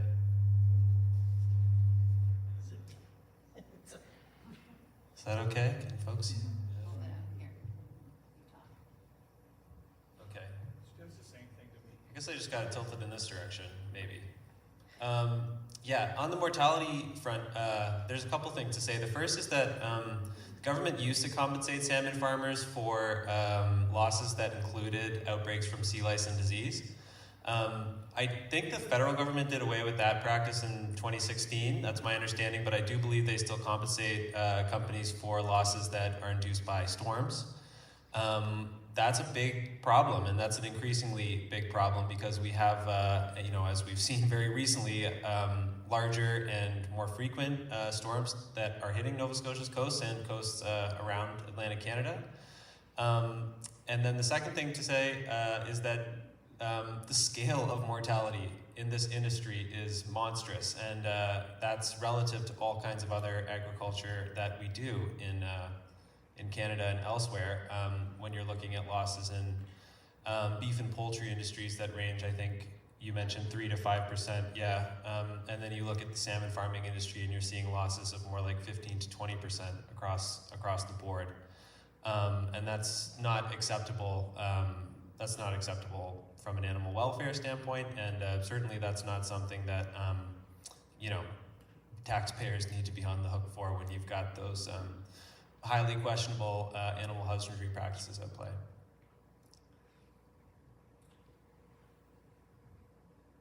More comments, questions? More comments? Questions? Here we have 1, 2. I have a question. My name's Tom Rattle. I did some lobbying when this all first came about in 2018, and I took Peter Stewart actually for an hour-long face-to-face meeting with Bernadette Jordan, who was then Minister of Fisheries. One of the things that came up during that meeting that she mentioned, and I still have a very difficult time wrapping my head around the jurisdictional issues with respect to salmon farming.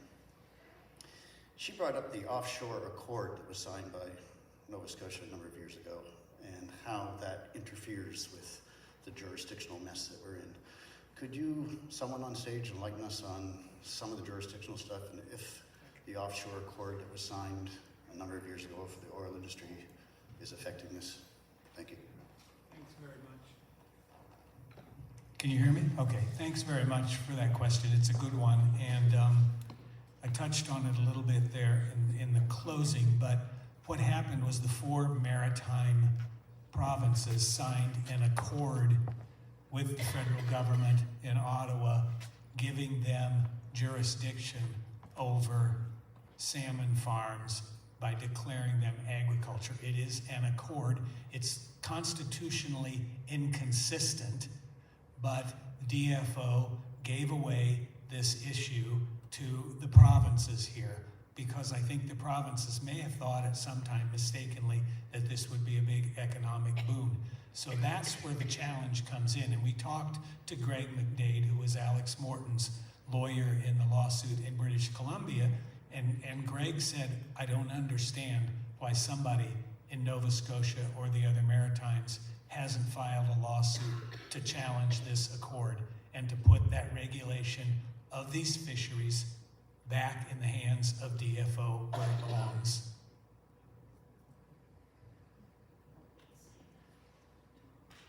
I can just add a note as well that we deal with memoranda of understanding in the Maritimes when it comes to aquaculture that are similar in structure to the Accords to a degree. I think the important thing to know about the MOUs that govern and regulate aquaculture in Nova Scotia and New Brunswick and Newfoundland is that there is a clause at the bottom of those documents, which are really not that long. If people are curious to see them, they're very difficult to find, but we can get a copy for you. They do stipulate that either party can terminate these agreements, basically at any time. And so, to the extent that you hear the federal government saying that this is not their responsibility on the East Coast, that aquaculture is the job of the province on the East Coast, that's a bit of escapism. It's wishful thinking, and they have a duty at the federal level to ensure the protection of fish and fish habitat. They're the only ones who have that duty, and it cannot be passed on to the province. That's what the Fisheries Act gives us at the federal level. So we need DFO to step in and accept responsibility for this industry on the East Coast. We can't accept the federal minister's responses to date, saying that this just isn't this isn't something that she has to deal with, or that the federal government has to deal with. We need them to do what they're legally obligated to do in this case.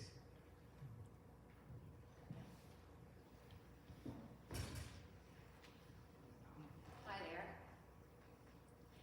Yeah, thank you for your presentation, and it was very informative. And one of the things that I'm seeing from what you've said is, it seems to me that you're kind of presenting a different lens that I think many people, and until me recently, actually saw this as a form of sort of a regulated form of free enterprise, or maybe free enterprise itself, but it really appears to be much more in the league of crony capitalism than it actually is anything else. And so, if you agree with that, if that's something you agree with, that you're trying to present through your arguments in your book, how is it that we make the political class and our leaders aware of the fact that the gig is up, and that the lens is actually, we're not going to operate under this false assumption anymore that this is free enterprise, when it seems to be a form of legislated abuse of the public who owns the shore and the near-shore waters.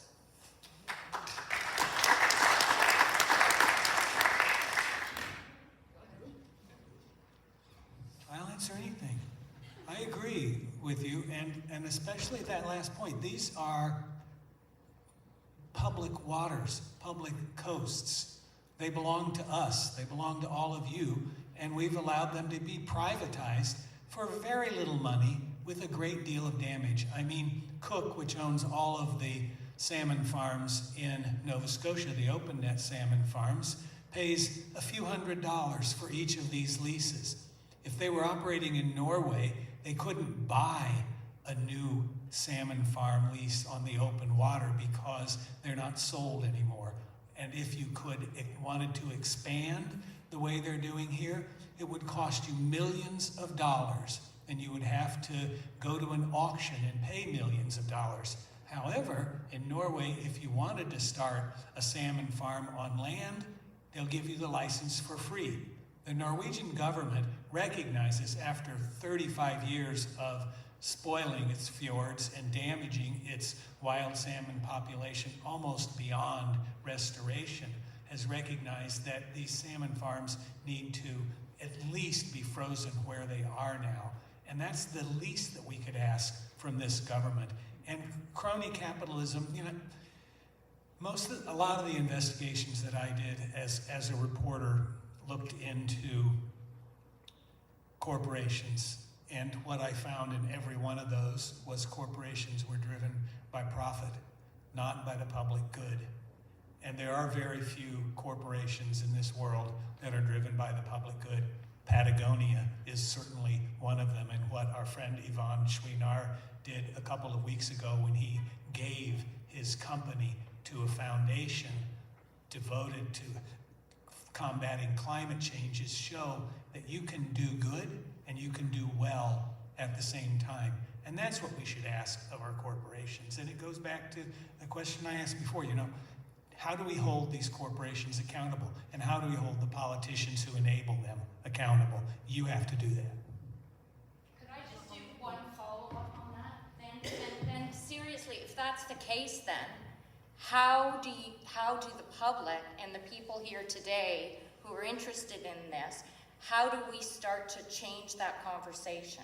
I would say going completely negative on corporations is actually a bit dangerous. I'm not even so sure I agree with it.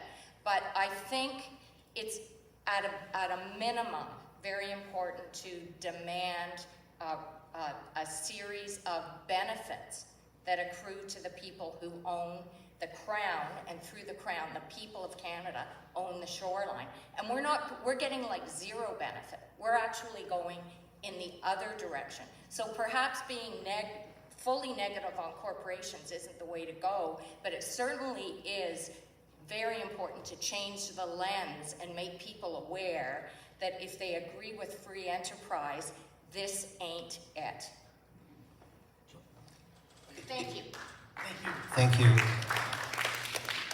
If I could just, kind of follow on from that, I think it was Doug that made a comment in his presentation that fundamentally, I think he's agreeing with your point about corporations to some extent that the answer is looking to government and as citizens and as communities looking to government to take action on various things. And I think the point that the questioner was just saying about who controls the coast, who controls what goes on the coast and in the ocean, the kinds of issues that were being raised today, if this was on land in a city, in a town, in a rural area, the controls would be different. The ways of looking at it would be different. What was referred to earlier about resource rents being collected in Norway. This is something I teach in my classes. Is the idea that when something belongs to the citizens of the country, as the ocean does, it's public property in a sense, that when damages are being done, or even when uses are being done in that ocean, then we should be demanding that we not only have control and say in it, but also that the government is taking action on it. So I think that's one key thing. The other is, I find it very interesting when we think about, as Doug was just saying about the new regulations in Norway, that Canada becomes almost like what mining companies in Canada that are controlled somewhat in their actions in Canada can do something much more relaxed, shall we say, in developing countries. We in Canada start to seem like a developing country in the context of fish farming, where the controls are just not the same as maybe what's going to be in Norway, where many of these companies are based. So fundamentally, to me, it's a matter of demanding that governments take action on many different fronts, and partly it's the control of the ocean and coast. Thank you. Can I make a comment? many of us with Protect Liverpool Bay, and Gloria's there sitting in the front row, had conversations of if we charge more for these companies to be here, then we're allowing them to be here. And that's not what we want. So as soon as you get into that conversation of, well, if they paid $4,000 to wreck our beaches and our environment, that's okay, because they don't pay anything now. But so we don't even go down that path because we don't want them here. I don't care if they give us $500,000 to the community, because they won't fix what they damage. So we stay away from that conversation. Right, Gloria? Yes. It's sort of interesting to point out that we were warned by Norway. A Norwegian parliamentarian visited Canada in 1990 and testified before a commission here about his industry. And he said, where's the quote, Doug? Here it is. He said, exactly, we are very strict about the quality and the environment questions. Therefore, some of our fish farmers went to Canada. They said, we want bigger fish farms, and we can do as we like. That is a very hot subject, I think. So we were warned by the Norwegians. Yeah. Sorry. It's a great series. Super hot take, by the way. Thank you for that. That was really nice to hear. I think it's worth mentioning that at the fundamental level, like, communities in Norway have a major say in whether or not these developments go forward. So if we just put the money aside for a second, I think to Tony's point, like, what we're trying to establish are pathways for communities and municipalities like Liverpool to actually have some power in the decision-making process on fish farms. And right now that basically doesn't exist. I mean, you can go to the ARB as a municipal councillor or as the mayor, and I suppose participate just like any other intervener would, any other person who is impacted by the fish farm somehow. But you don't have any sort of special, you don't really have any sort of special say in that process. Unfortunately, right now, it's very much left up to the provincial government to do as they like. And Tony, if I can turn this into a question maybe directed towards you, I would really love to know your take on how communities in coastal Nova Scotia can kind of work together to build some of that decision-making power of their own, and to basically make their voices heard in places like Liverpool, where you've even had the municipal council go so far as to vote in opposition to the expansion of this industry. Well, I don't have a magic answer. But I think the slides that you showed earlier that showed multiple communities around Nova Scotia saying no, and we have a history in Nova Scotia of coalitions and networks, Coastal Coalition, Healthy Bays, Nova Scotia Environment Network. We have a bit of a history of people coming together, and I worry that I'm sounding like a broken record here, but when communities come together and when people come together in coalitions, I mean, that's when I think the magic happens, and people and governments, I think they hear coalitions more than they hear individual communities, because they get the sense of what's being represented in a network or a coalition, and I think that makes a huge difference. I'm in a university. I see the value of having information flow coming, and I've been part of working with Nova Scotia communities for a lot of years, but many of my colleagues also do that. And so, pulling in the researchers, I think helps as well, and working with NGOs, like environmental organizations, that's a helpful thing. So I mean, there's no magic single answer, but I've been working around the world, or sort of pulling together examples of communities taking action in different parts of the world, and there's certain ingredients that I think are important, and one of them is this network building, and so I'm really pleased to kind of learn more today about how there is this networking going on, and how how here in Liverpool we're meeting today, but this isn't only one spot in Nova Scotia. You know, like, as you showed in your presentation, that coalition building is so crucial. Anything else from the audience?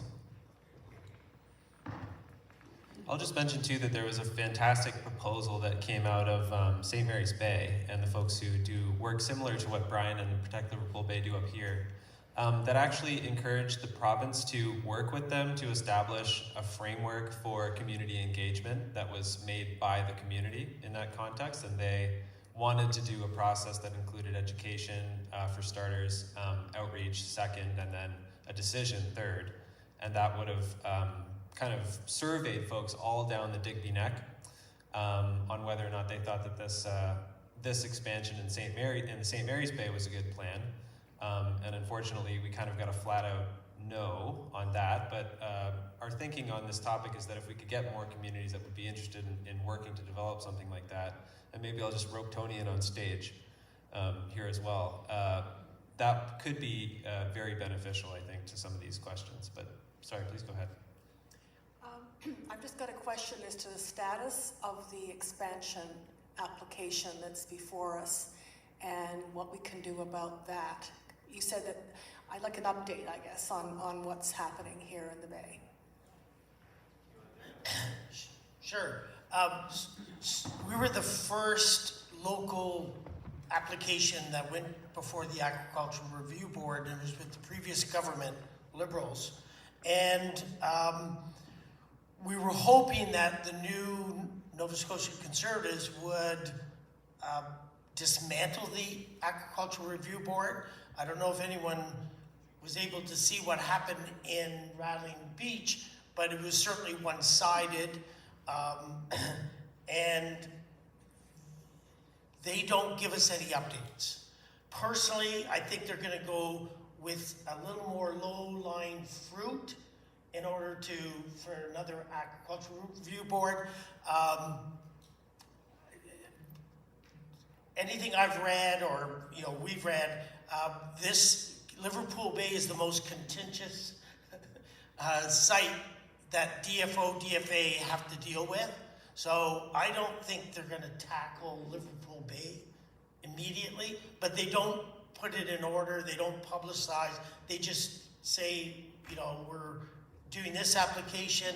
They hide it on their website, and you got to go find it, and then you have 60 days or whatever, 30 days from this date to put your ducks in order and show up the ARB. And we don't have a lot of faith in that process, as we all experienced. Yeah, I can just add to the timeline. I guess the federal government published a document recently, which was their science process basically for assessing the expansion at Liverpool Bay. That came out in September, and so that means that at least one of the federal bodies that has to be consulted on the expansion has been consulted, and they've made those results public. Those are available. There's a lot of really interesting analysis in there for folks who haven't seen it. My understanding of the process after that is that it then goes back to the province for review of all the federal government material that they get back. They also have to consult with other, like interested parties within the province and at the federal level. And then, as Brian alludes to, at some point, we have no idea when, we have no idea what order any of these site applications are going to go through the hearing process in. They won't give us that information. At some point, it will go up for Aquaculture Review Board hearing, and then at that point, yes, there will be 60 days for everybody involved to submit, 10 days to submit intervenor applications, as I understand it, and then 60 days to get all your evidence submitted for the hearing, so kind of like 75 days. And we just, basically we just watch the website until something shows up there, and that's kind of the only way that we have any insight into when this happens, which I will just add is quite unfair in the context of a hearing where you've got interveners on one side up against a company and the province on the other side who know full well when this is happening, who have their own internal dialogue, and who have months, many more months to prepare for that hearing than the intervener does. And for maybe a few new people that are here, Cook put that application in. We've been sitting here waiting. 4 years ago, they put the application in. I mean, they should have some kind of expiry date on that, because they can just trail us on. And I don't know how many times all of us that have been here have gone to rallies, gone to documentaries, done protests, and then, you know, that COVID thing happened. And, you know, they just, there's no warning. They, you know, they don't care. They, Yeah, actually, I could lack of transparency. Maybe I could turn that into a question too, unless we have more from the audience.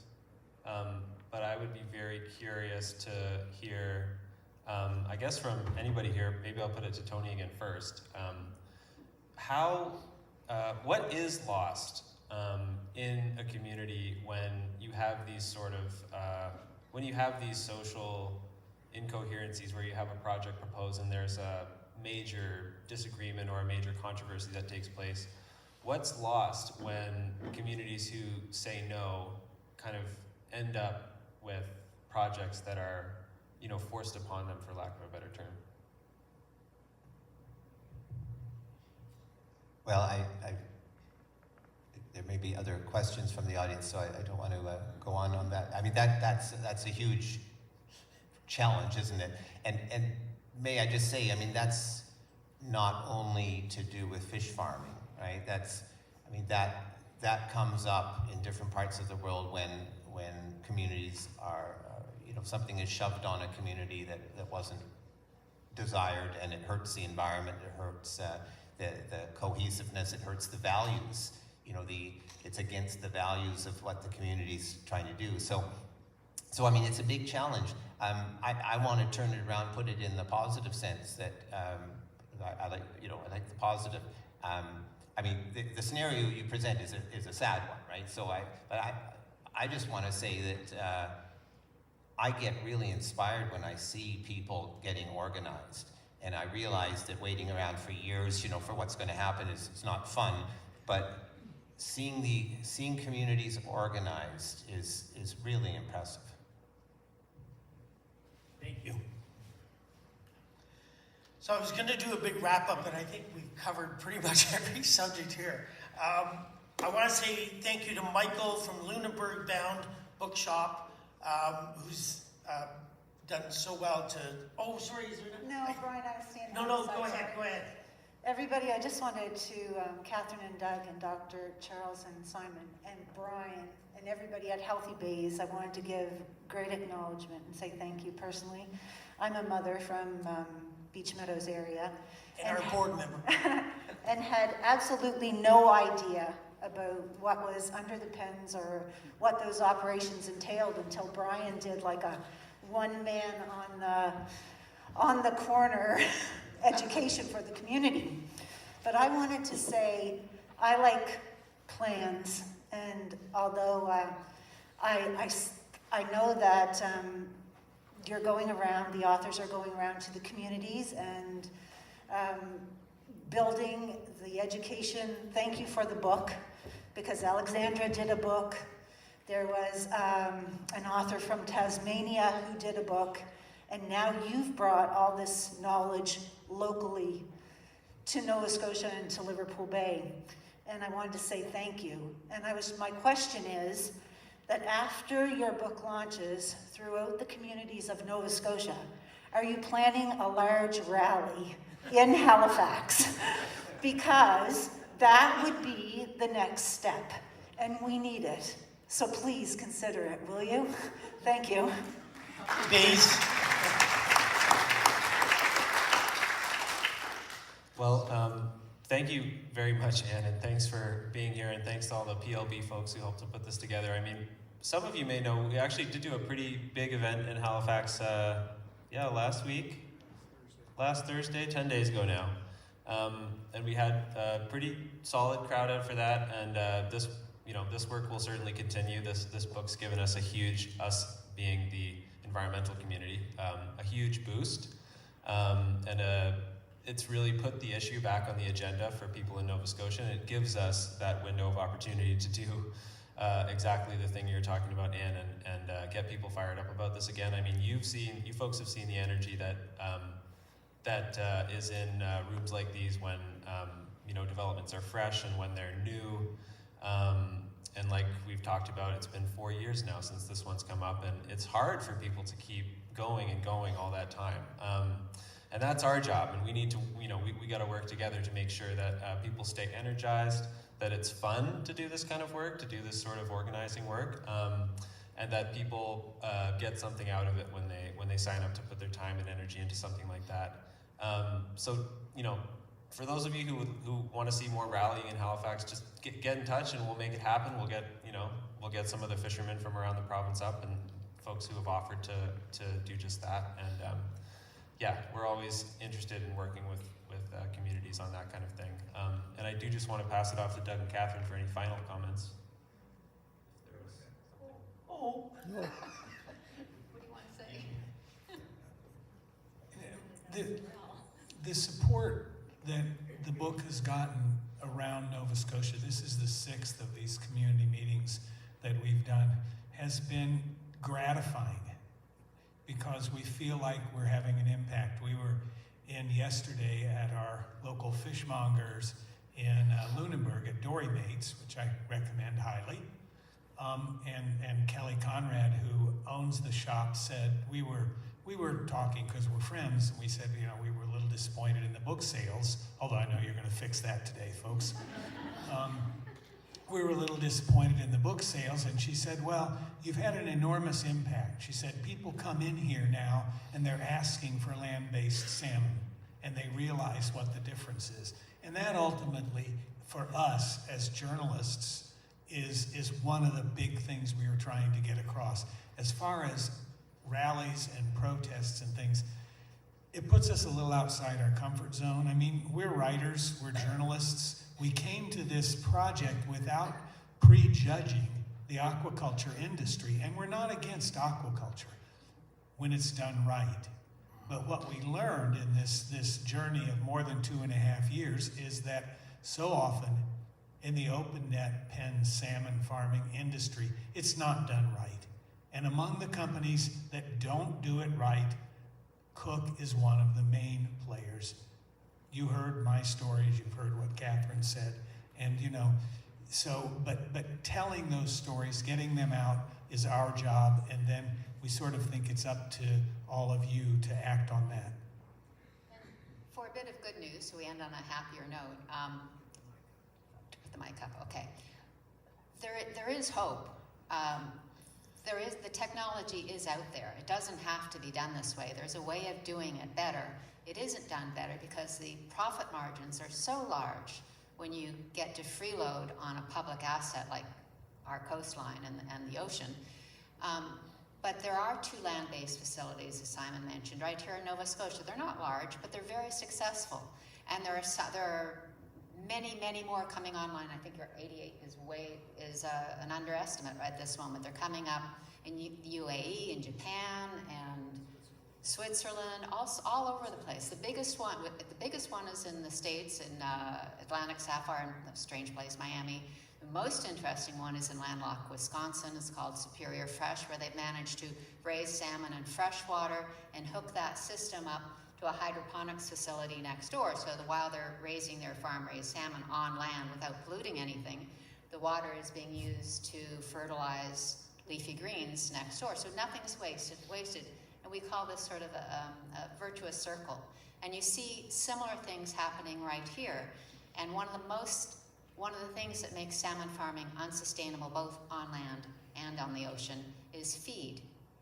And this is a problem for land-based farmers too, but these guys who have embraced this new technology on land are embracing other new technologies that might also solve the feed issue. And one of the examples is right here in Halifax, Oberlin Agriscience, which raises black soldier flies by the millions. You don't have to feed salmon fish. It's the type of protein they need. And black soldier fly larva is the same protein profile as fish. And so they can take the fish out of the feed. For the first 2 years of their lives, they can eat nothing but, it's an awful black soldier fly larva. For the next 2 years of their lives, they can eat about half the larva. This is a game changer. And there's another company working with algal oil as a protein substitute. All in this little tiny province. The answers are out there, and we should support them as much as we can as consumers. Thank you. There's, just in case you don't know, because there's some new people here that have moved to, picked Liverpool Bay to live here now. There's two companies in Nova Scotia. It's Sustainable Blue outside on the valley side, and Cape Dior. And I know Sobey's brings in Sustainable Blue. So when you go to the fish counter, ask them, is this Sustainable Blue or Cape Dior land-based salmon? And they're excellent. They tell you when to come, and they sell out fast, and it's worth it. So that's supporting local. So please, in a moment, Doug and Catherine will be in the lobby signing copies of their book. But before that, there's 3 lucky winners. That doesn't have to buy one. So, you pick.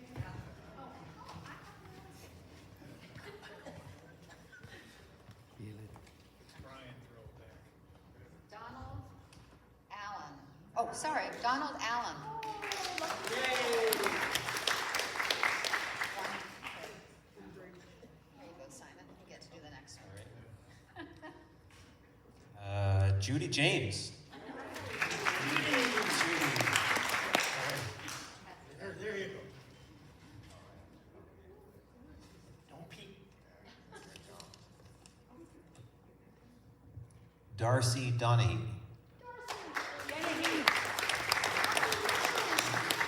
That's Dennehy for the record, is it? Okay. So we'll meet you in the lobby with the books if it's easier. That's fine. And we want to say thank you to Catherine and Doug. Oh, gosh, thank you. Thank you for this is. Ooh.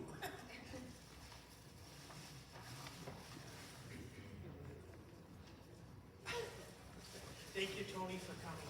Appreciate it very much. Thank you. Thank you.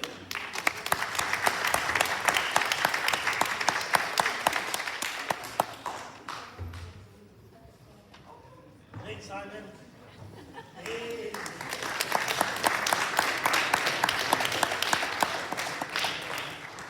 Again, thank you everyone for coming. Sign up on our website, Protect Liverpool Bay. Watch some of the documentaries. Enjoy. Thank you.